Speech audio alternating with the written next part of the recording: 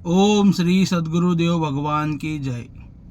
दोस्तों मैं हूं आपका दोस्त सागर विश्वकर्मा। आपका बहुत बहुत स्वागत है मेरे चैनल विश्वकर्मा सागर ट्यूटोरियल में।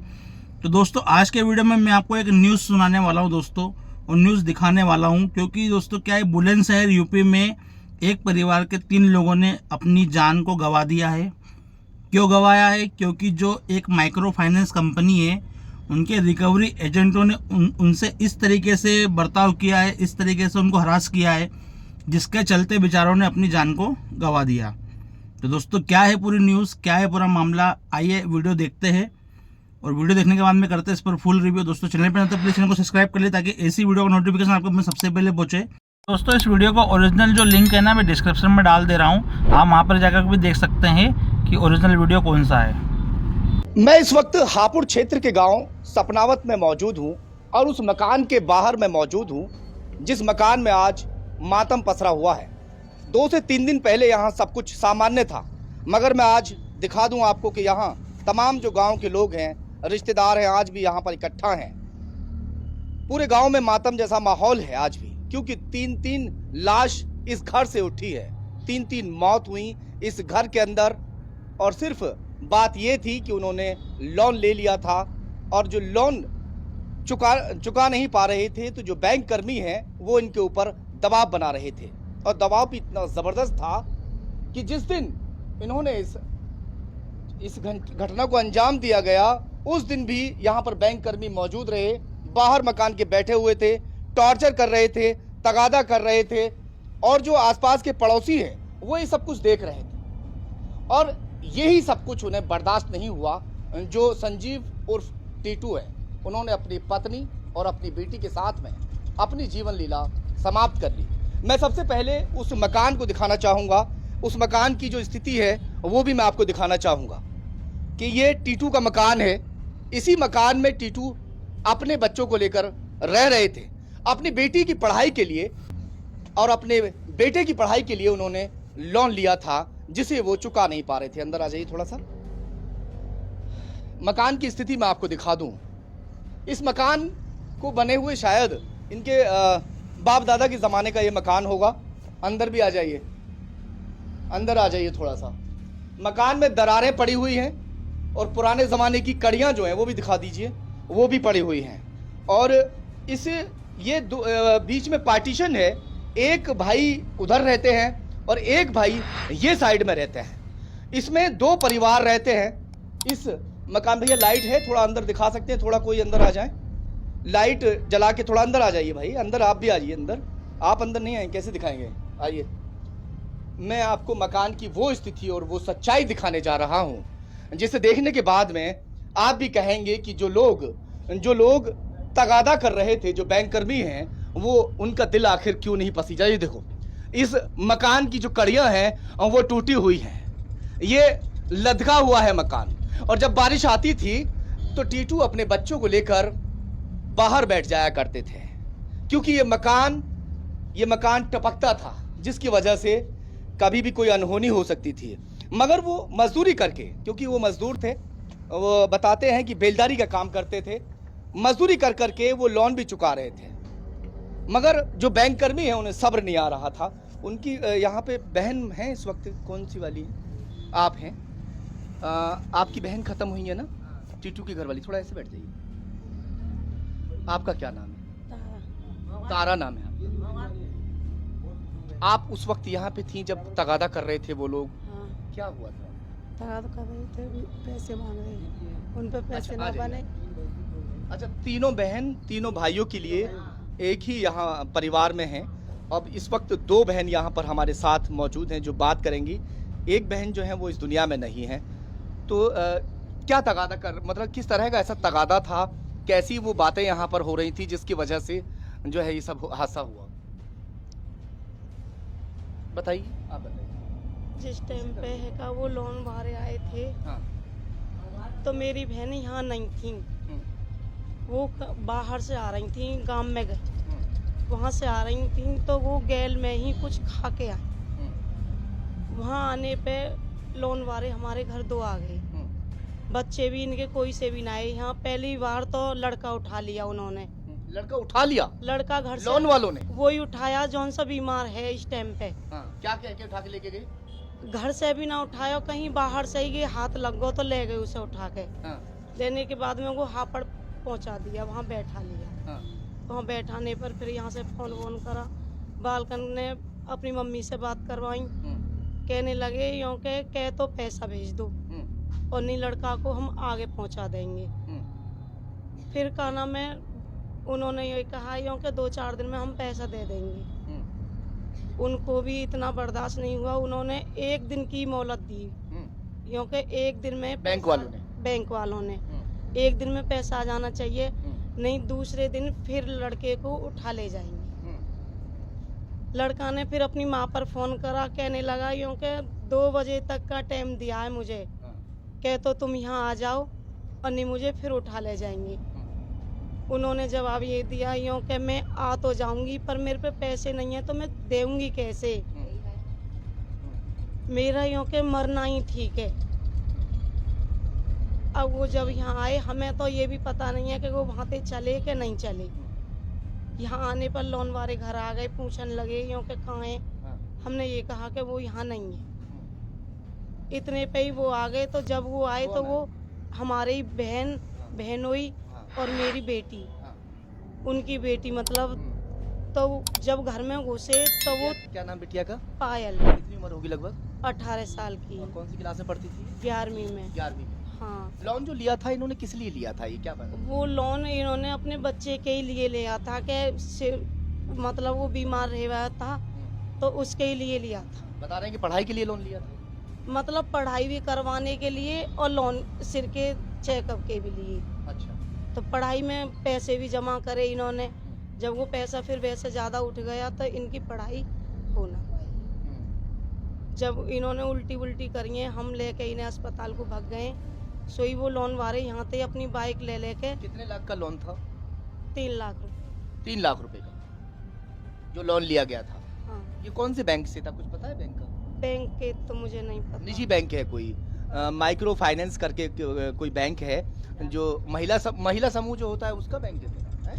ये तो मुझे नहीं पता, लड़के को तो पता है। और चलो, आप इस बाहर लोन में ये लोन एक पूजा नाम की और है, वो उन्होंने निकलवाया। उनमें से भी सारे पैसे इन्होंने नहीं खाए, वो उनमें से भी उन्होंने कमीशन ले लिया होगा। कमीशन ले लिया। 24,000 के इन्हें कोट पैंट दे दिए। अच्छा। यूँ के तीनों तुम्हारे बच्चों को हम वो बना देंगे, क्या नाम है, डायमंड बना देंगे, तो ये घर बैठे पैसा कमाएंगे। अच्छा। तो इनसे ऐसे करके पैसा आधा इन्होंने खा लिया। लोन जब लिया गया तो उस दौरान बीच में दलाल भी घुस जाते हैं और दलालों ने पूरा पैसा भी इन तक नहीं पहुंचने दिया। मगर उसके बावजूद अब जो तगादा चल रहा था, अब इस तरह का तगादा चल रहा था कि उन्हें घर में घुसना और घर से निकलना दूभर किया हुआ था। यहाँ तक कि इनके बेटे को यहाँ से उठा के ले जाकर और अपने साथ, अपने कहाँ हापुड़ ले गए थे? हापुड़ साथ ले जाते हैं और वहाँ बैठा लेते हैं कि पैसा ले जाओ और अपने बेटे को जो है लेके चले जाना। ऐसा ही था? ऐसे ही था। फिर कैसे आया फिर बेटा वहाँ से? बेटा ऐसे आया कि फिर उसके अंकल ने बात करी, यूँ के का नाम है, तुम इसे लड़के को छोड़ दो, इनके माँ बाप आएंगे तो पैसा दे देंगे और नहीं फिर पैसे का इंतजाम हम कर देंगे, जब हम पे हो जाएंगे तो हम दे देंगे। रात को जब यहाँ सब कुछ रात को हुआ था, ये सब हादसा जो हुआ था दिन में? 8:30 बजे आए हैं वो घर, और 8:30 बजे आने पर 8:30 बजे भी लोन वाले घर बैठे थे 2।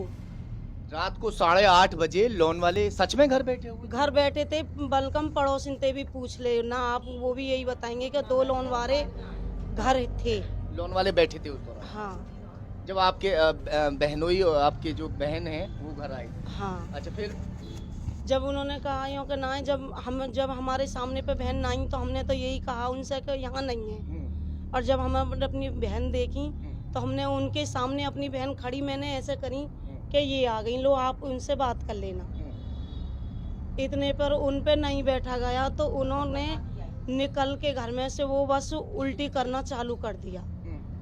तब भागे हम तो उन्हें लेके अस्पताल में। तगादा करने वाले घर पर बैठे हुए थे, बेटे को छुड़ाने की कवायद चल रही थी कि किसी तरह से जो बेटा है उसको वापस लाया जाए और जो तगादा है वो ख़त्म हो जाए। मगर यहाँ कहानी कुछ और ही थी।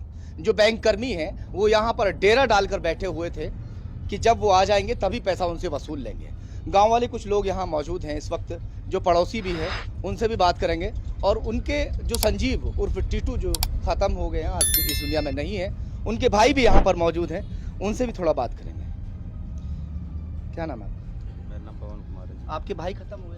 जी। क्या मामला हुआ है ये सब, क्या सच्चाई है इसके अंदर? अभी बता रही थी कि यहाँ पर जो है बैंक कर्मी बैठे हुए थे घर पर, जो है रात को 8:30 बजे डेरा डालकर, क्या सच्चाई है उसमें? यही सच्चाई है जो बता रहे हैं सर। हाँ, कौन से बैंक से लिया था लोग? ये तो मुझे कंफर्म नहीं है कौन सा बैंक है। कितना पैसा लिया था? 3-3.5 लाख रुपए। 3-3.5 लाख। 1.5 एक था और बाकी छोटे मोटा। कोई से बेटे को उठा कर ले गए थे बैंक वाले? हाँ ले गए थे बड़े वाले को। अच्छा। तो जब बड़े वाले को ले गए तो भाभी की कॉल आई मेरे पे। हाँ। बोले रवा कर रहे छोटे तुम फोन कर दो। हाँ। मैंने फोन करा, हाँ। बच्चे से छोड़ दो मैं दूंगा पैसे। हाँ। जब छोड़, जब आपने कहा जब छोड़ा कि आपने क्या कहा था कि पैसे मैं दे दूंगा कल को। पैसे में कल दे, हाँ। मगर रात को फिर भी यहाँ बैठे हुए थे? जिस दिन वो आए वहाँ से हाँ। ससुराल से, तो 2 आदमी बैठे हुए थे मेरे पास में बैंक से। तो वो इतने में घुस नहीं पाए। तो इतने में ही जो आकर वो हमारी जो घरवाली बोली ना, वो आकर आप इनसे डरो मत ना, अंदर आ जाओ हाँ यहाँ को। तो अंदर आके बैठे, तो हमने भैया भी बैठा लिए, भाभी भी बैठा ली। तो इतना मौका मिला उन्हें, बैठने का भी मौका नहीं मिल पाया। लौंडिया ने उल्टी धड़ाधड़ करनी शुरू कर दी, फिर भाई ने भी करी, फिर भाभी ने भी करी।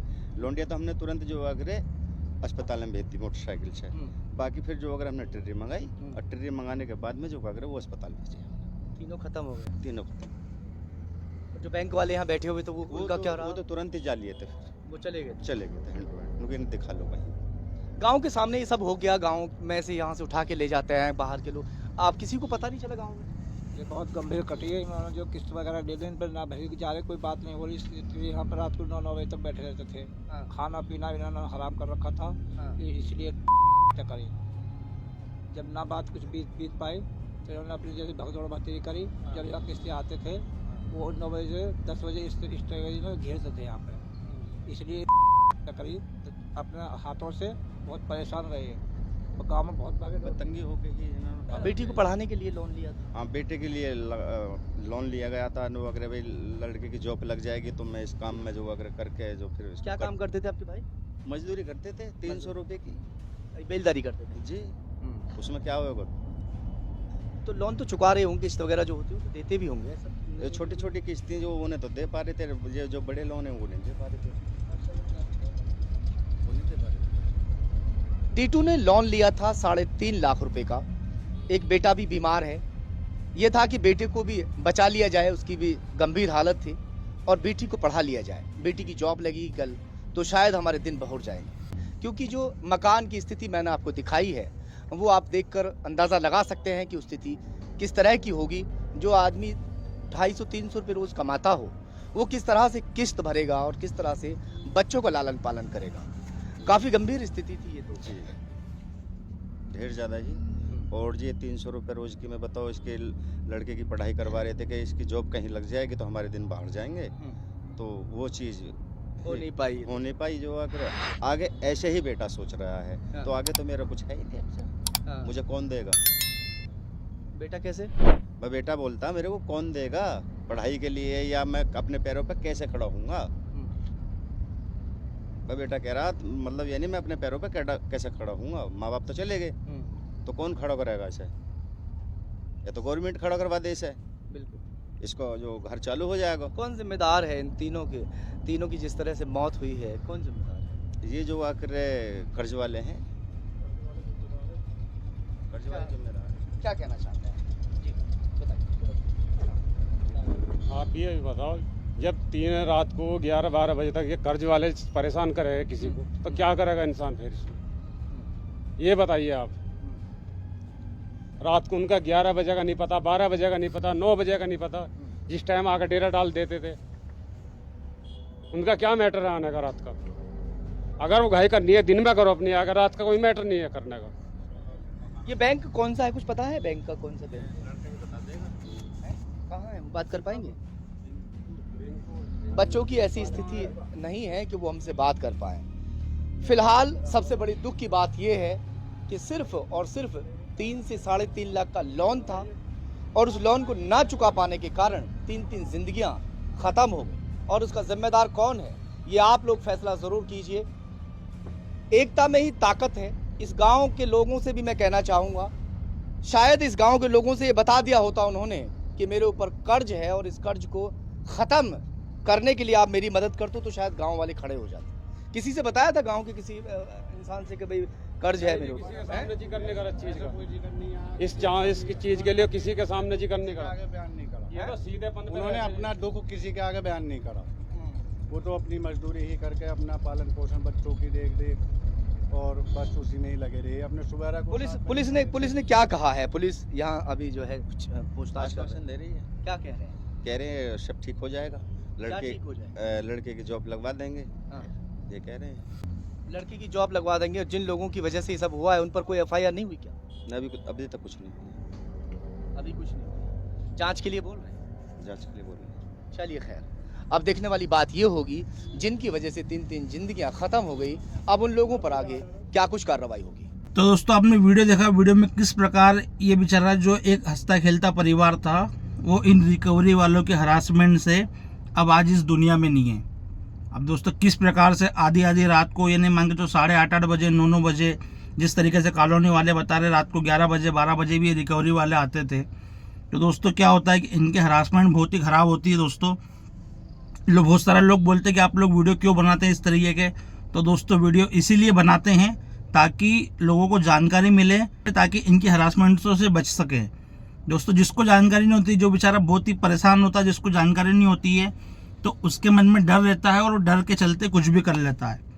दोस्तों ऐसा नहीं है कि हम जो हैं हमें डर नहीं लगता है, हमें भी बहुत डर लगता है, बट लेकिन क्या है, जानकारी अगर आपको होगी तो आपका डर नहीं रहेगा। दोस्तों आप फिर उससे विरुद्ध आप उससे बात कर सकते हैं।